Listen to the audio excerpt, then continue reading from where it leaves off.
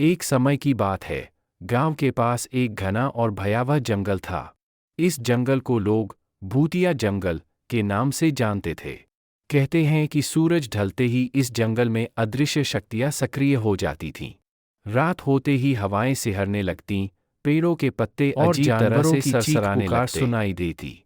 गांव के बुजुर्गों ने हमेशा चेतावनी दी थी कि रात में इस जंगल के करीब भी न जाओ, क्योंकि जो एक बार गया वो कभी वापस नहीं आया।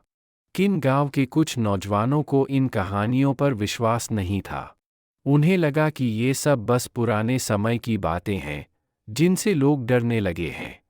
एक रात 4 दोस्तों रवि, सुमन, मनीष और नेहा ने जंगल में जाने का निश्चय किया।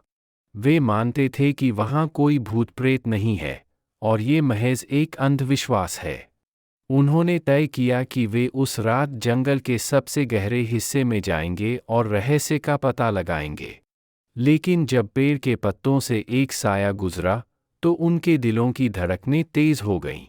नेहा ने एक अजीब सी छाया देखी जो पेड़ों के बीच में से तेजी से गुजरी।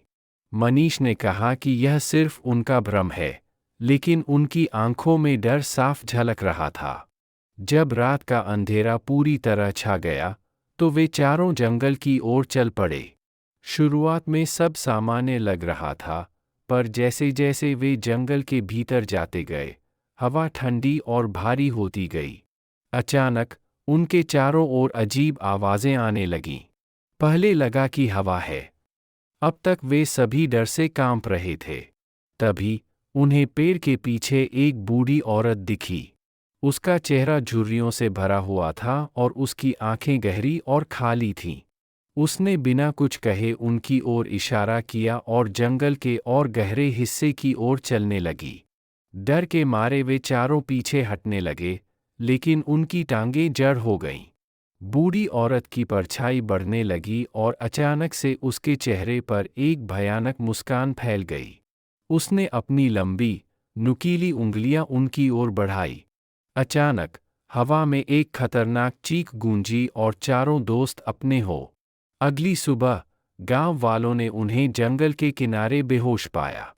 वे किसी भी चीज को याद नहीं कर पा रहे थे, सिवाय उस डरावनी बूढ़ी औरत के।